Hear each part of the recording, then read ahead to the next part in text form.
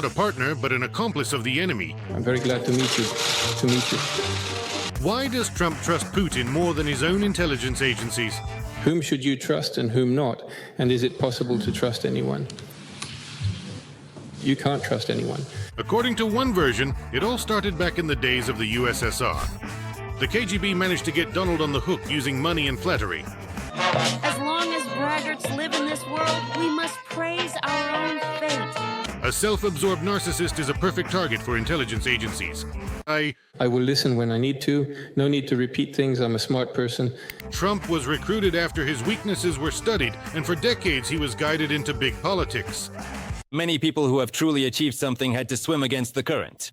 Have you ever really wondered why Donald Trump likes Vladimir Putin so much?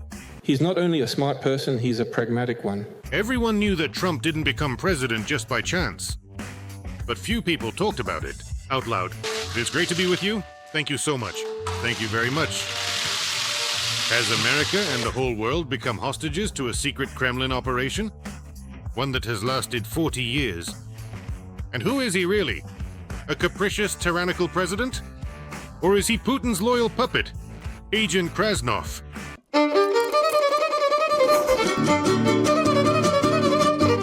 The hypothesis that the idea that Trump is not just an eccentric billionaire, but a long-term asset of Soviet and later Russian intelligence services, was considered a conspiracy theory for decades.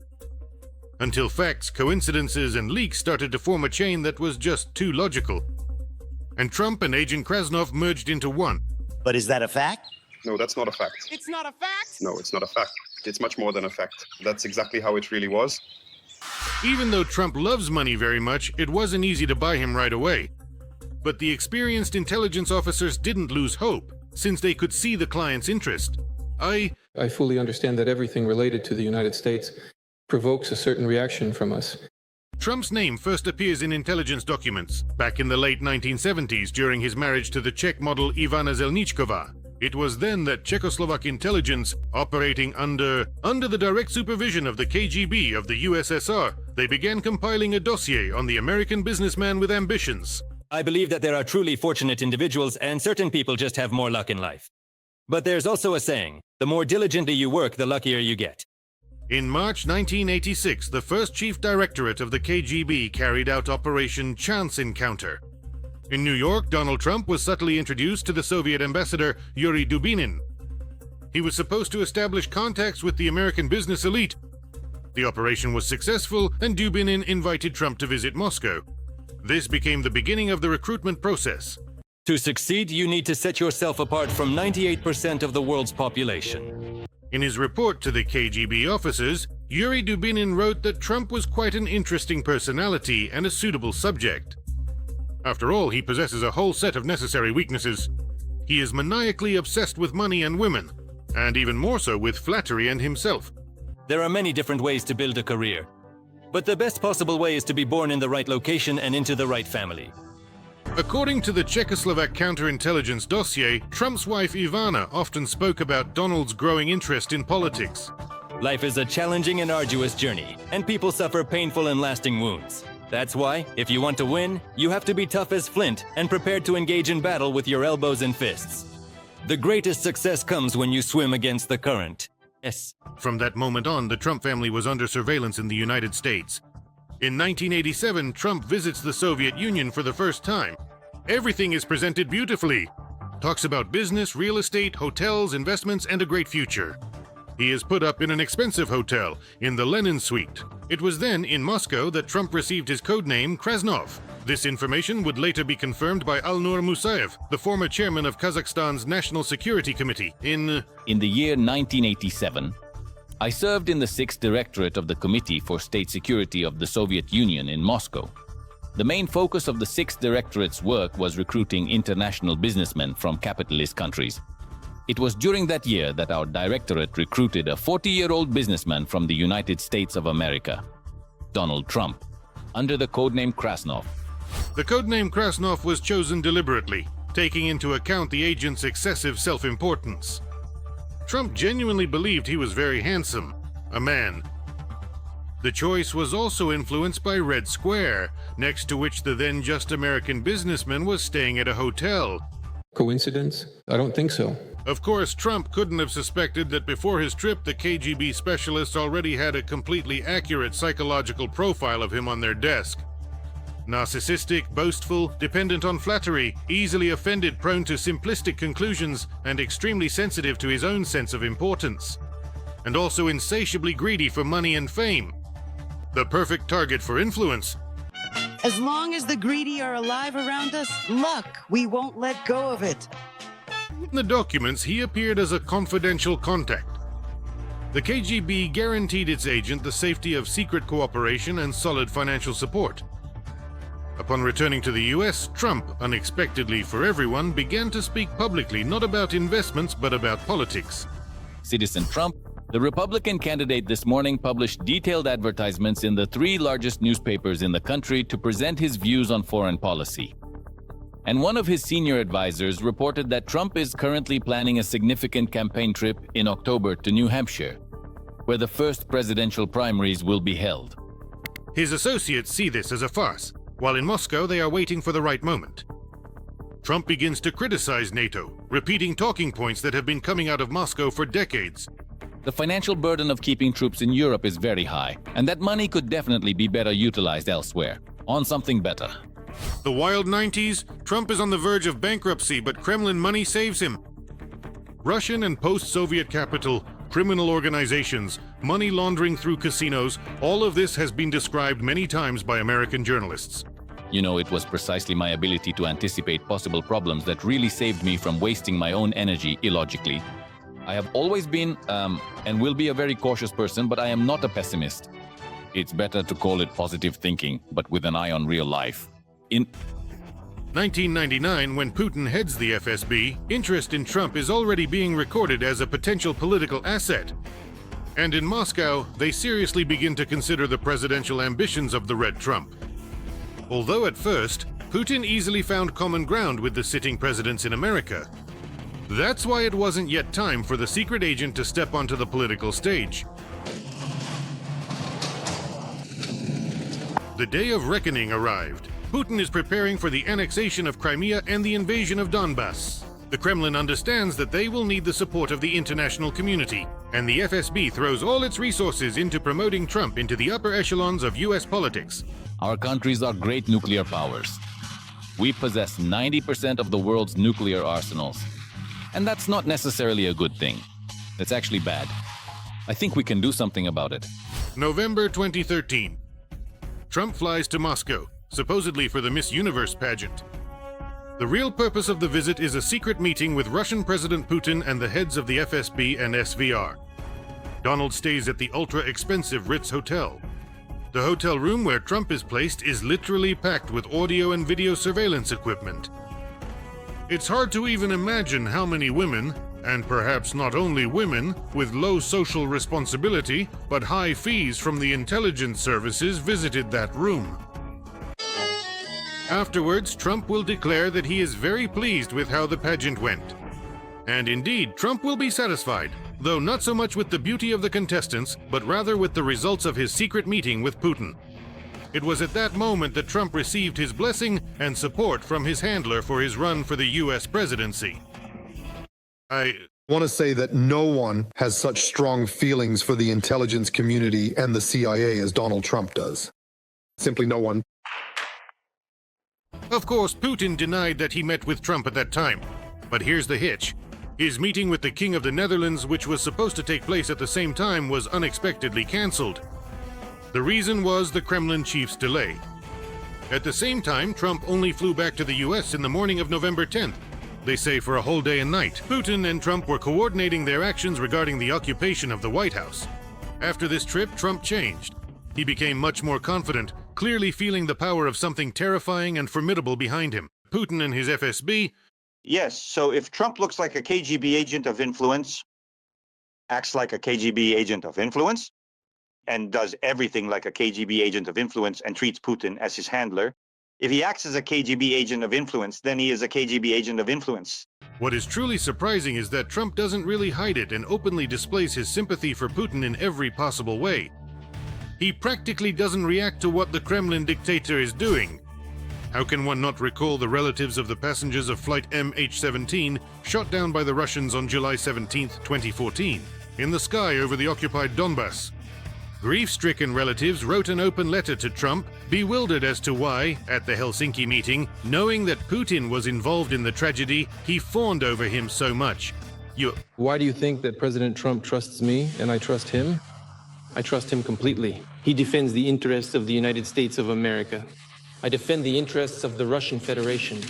There is an explanation for this. At that meeting, Putin gave Donald his blessing. He said, yes, I wanted Trump to win the presidential election in the US. And he added, overall, I am satisfied with our first meeting. In 2016, Trump wins the US election. Of course, not without the help of handlers from Moscow. And So in one of the televised interviews, John Brennan, who is no longer the CIA director, put it much more clearly. Once again, he didn't reveal anything that his colleague, the head of British intelligence, personally brought him in a suitcase. But he said, I think Trump is afraid of the president of Russia. The Russians might have something on him personally, something that could complicate his life forever. at that time, US intelligence accused Russia of cyber attacks and interfering in US elections. I believe that President Putin truly thinks that he did not interfere in our elections, and he believes what he believes. I side with our intelligence agencies, especially after consulting with their leadership. I trust our intelligence and work closely with them. Russian cyber hackers helped Donald Trump become president. Long before he officially made the public announcement that he would run for the presidency, he was of no particular interest to any of us. Trump won the election in 2016. And then, for almost his entire term, he kept defending himself and insisting that Moscow's interference had no impact on the outcome of the vote. That's complete nonsense. We weren't acquainted. The American leader's refusal to publish his tax returns. This once again demonstrates that for many years, he could have received Russian money through various channels. That was also clearly revealed there. For example, it was publicly disclosed and revealed that one of the prominent Russian bankers who was closely associated and connected with the Republicans was sending money to Trump's campaign. This is a widely documented and well-known fact. He did it through an intermediary, the National Rifle Association, which acted simply as a conduit, taking money from a Russian oligarch and channeling it directly to Donald Trump's campaign.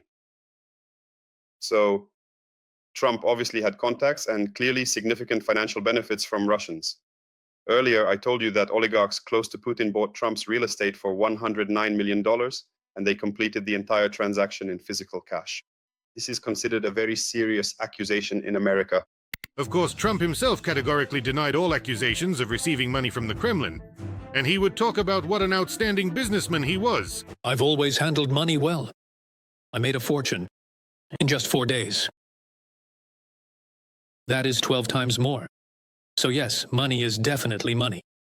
But the only thing is, how do you explain why? It's impossible to reasonably explain why, during the US election campaign, hundreds of thousands of Russian bots were working for him.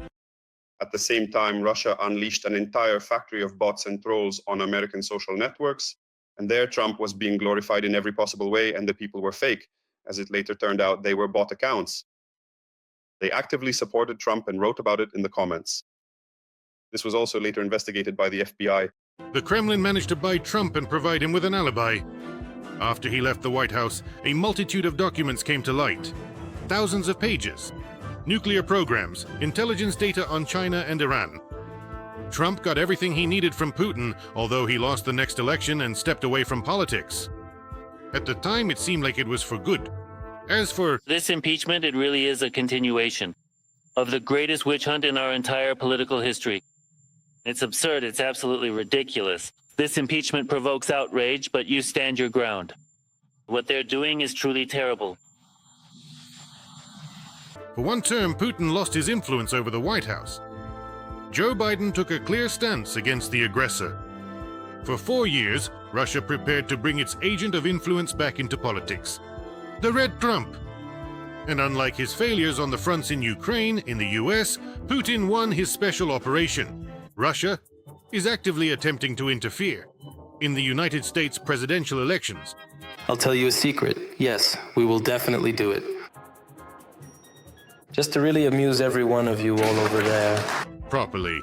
After 2022, when Putin launched a full-scale war against Ukraine, Russia was hit with unprecedented sanctions. The bunker villain became a pariah, and the International Criminal Court even issued a warrant for his arrest. But in 2024, Trump re-entered the game with unprecedented persistence and audacity. He began doing everything possible to help his Kremlin handler. The same old playbook, but with an even harsher agenda of hatred toward Europe and NATO. It was a loss from day one, and it absolutely never should have happened, and it wouldn't have happened if I had been President of the United States at the time. I'm just trying to clean up the significant mess that Obama and Biden left me. Today, having returned to power, the Trump administration votes at the UN together with Russia. It refuses to call the war a war. It replaces the word aggression with conflict. I do not easily trust a great many people, but I think he respects me. And I believe that through me, he will not attempt to take over all of Ukraine. The blame for Putin starting the war against Ukraine. Trump brazenly and shamelessly shifts onto Zelensky. He doesn't mention Russia at all as the aggressor country. Trump rolls out the red carpet for the bloody dictator, calling him a close friend. In short, he does exactly what the Kremlin wants. Honestly, it's harder for me to deal with Ukraine. They don't have maps. You know, there will be a significant diplomatic meeting in Saudi Arabia, which is occurring sometime next week. We believe that, in terms of reaching a final settlement, it might actually be considerably more straightforward to negotiate with Russia. It's surprising because they hold all the cards. Trump's Achilles heel is money and power, which he loves very much. That's why he's willing to cover for his Moscow masters and defend them, as if no crimes were ever committed at all. Russia wants large-scale trade with the United States. Once this catastrophic and bloody carnage is finally over, and I agree, there is an extraordinary opportunity to create numerous jobs and significant economic wealth. Its potential is truly limitless. The US ruling elite is well aware that their president is deeply dependent on the Kremlin. But their status as a world power does not allow them to openly admit it. At the same time, Putin has damning compromat on Trump. One wrong move, and the entire career of the US president will be destroyed. By the way, Putin's unapologetic brazenness continues because he's been demonstrating this bold behavior all year. He just forcefully kicks the door wide open to Trump, so to speak. Basically, the more time passes, the more convinced I am that there really is some Epstein compromat on Trump, and it's so explosive that it allows him to do whatever he wants with Trump. Anything at all, he can twist him around his finger. Recruitment, money, and blackmail. Pompous, greedy, and narcissistic, Trump became an easy victim of the Kremlin's tricks. And now it's no longer a question of whether you believe in the various versions and evidence. There is something more important. It's the concrete actions and behavior of the current US president. And all these actions speak far more eloquently than any evidence. Thousands of people are dying every week, and President Putin wants to end this ongoing conflict. Just as I would. Thank you, Mr. President. Cutting military aid to Ukraine. Support for a peace agreement written in the Kremlin and more resembling Kiev's capitulation. Threats to his former allies in the Democratic camp.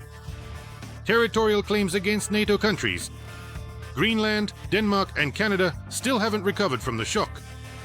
Trump is literally destroying the entire world order. And at the same time, with a straight face right in the White House, he hangs up his photo with Putin in Alaska. They say he used to be more cautious. He kept it in his desk and only bragged about it occasionally. Everything secret sooner or later becomes known.